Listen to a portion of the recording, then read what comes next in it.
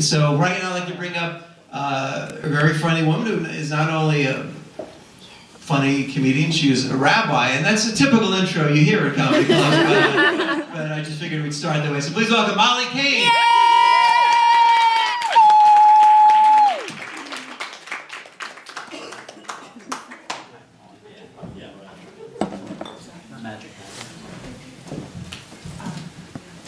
Shalom. Shalom. Scott Blankman, everybody. Yeah. How you doing?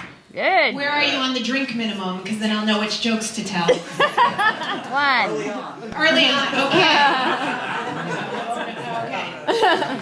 So we're on the Upper East Side. I'm hardly ever up here. I'm from Brooklyn. Are there other Brooklynites here?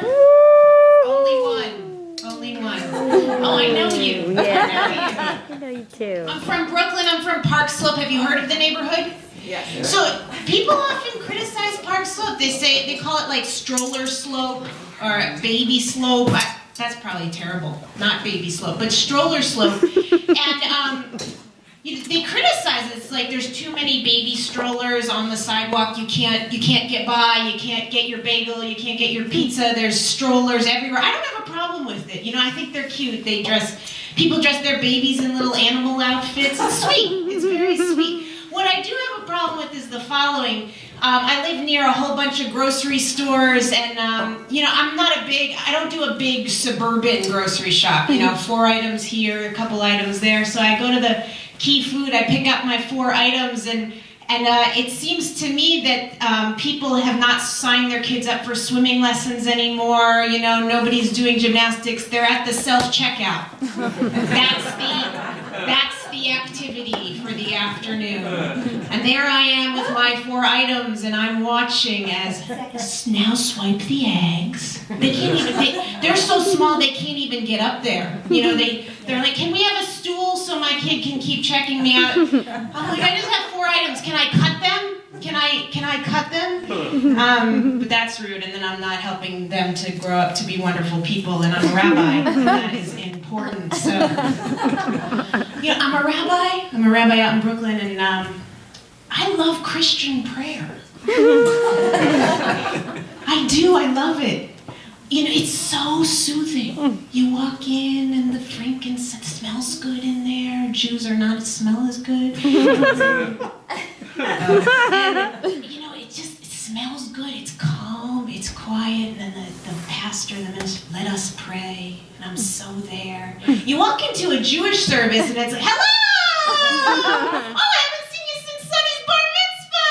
Everybody, it's Grand Central Station. That's not calming. You know, you go into a Christian service and everybody's bowing their heads and you know, when it comes time for the wafer or communion.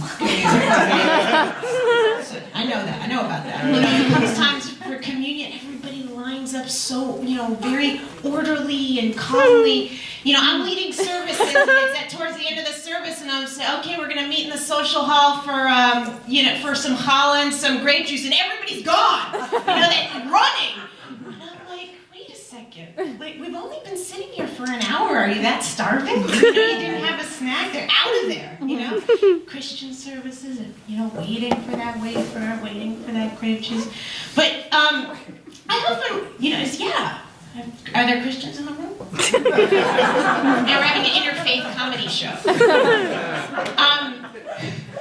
Sometimes I think about what if I led services like a spin instructor, you know, Madonna Mike, right? And I'm free to move around, maybe even the bicycle.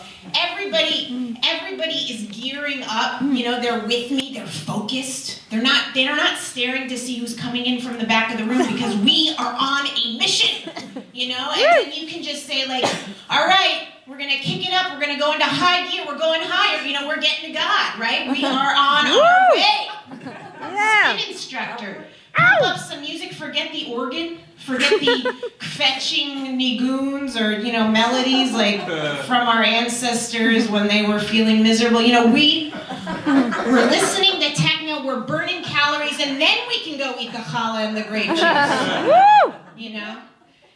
I think Scott mentioned this, Jews love a little nosh, right? I mean, You know, actually, I read recently that French people don't snack.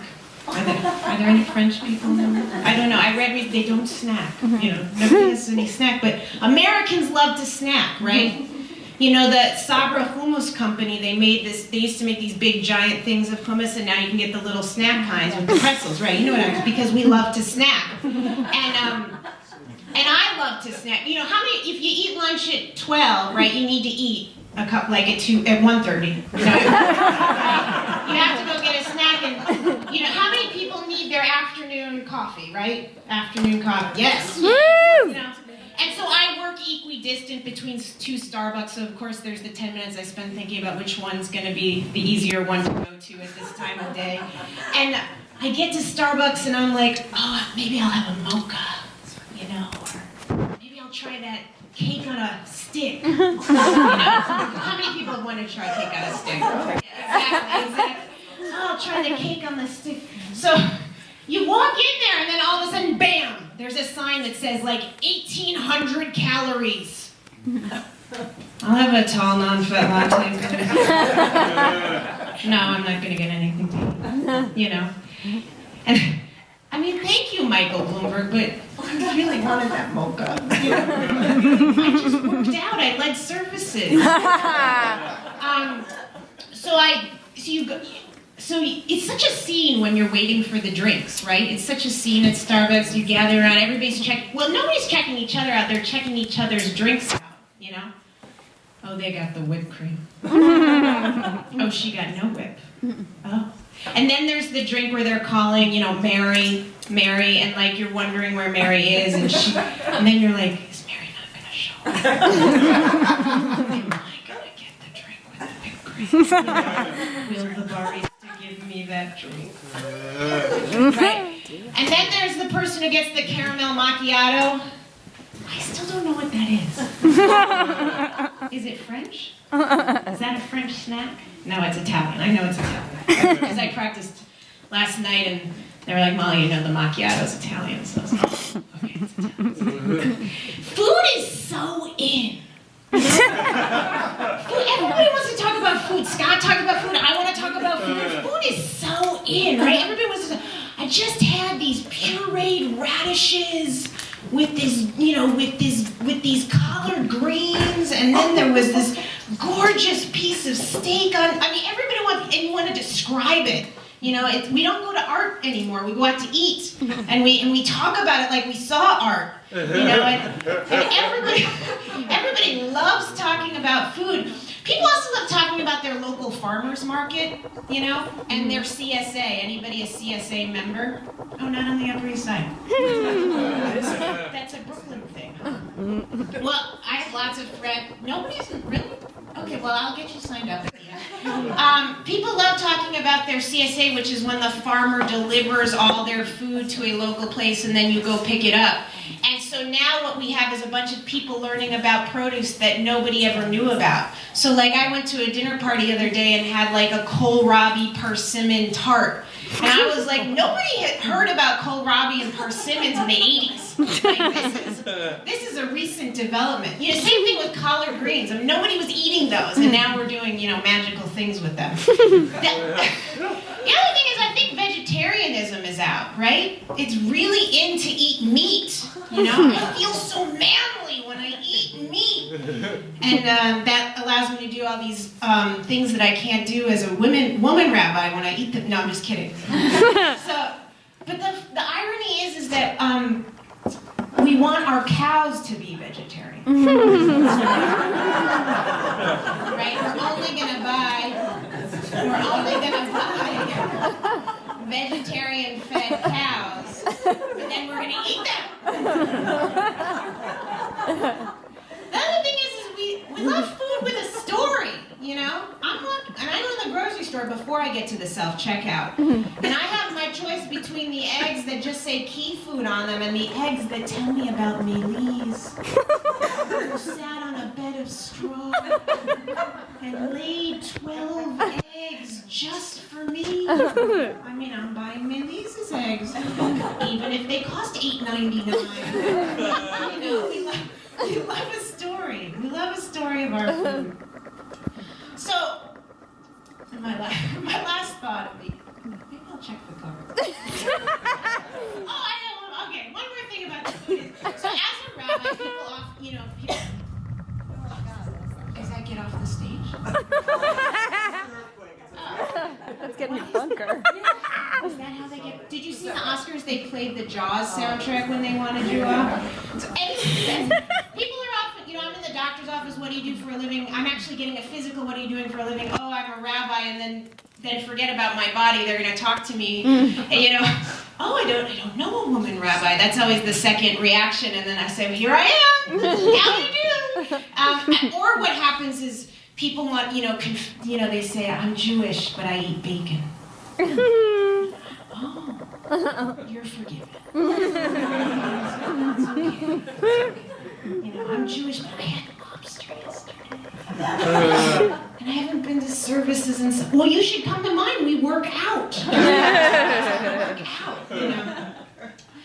I love Christian prayer, but I love being Jewish. I love being a rabbi, but I also really want to try on a burqa. I'll tell you why. The other day I saw somebody wearing a burqa and they got their iPhone right here. The burqa held it up.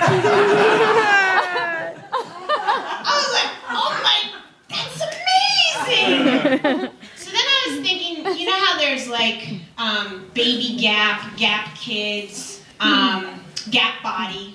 What about Gap Modesty? Woo! And then they can sell these burqas that hold the cell phones up to your ear. I mean, and not to mention that there's a large Jewish community that love a Gap Modesty. Love a little skirt down here. Anyways, I'm Rabbi Molly Kane.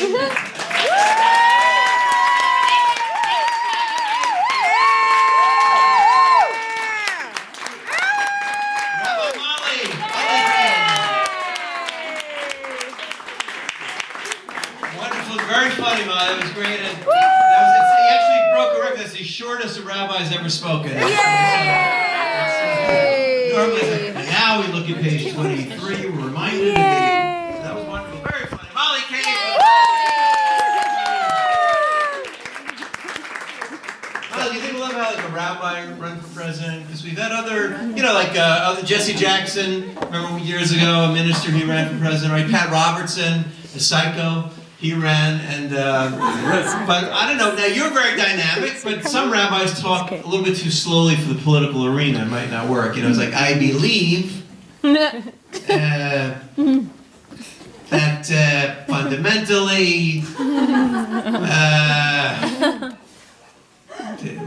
the rabbi, they're all gone. They left 35 minutes ago.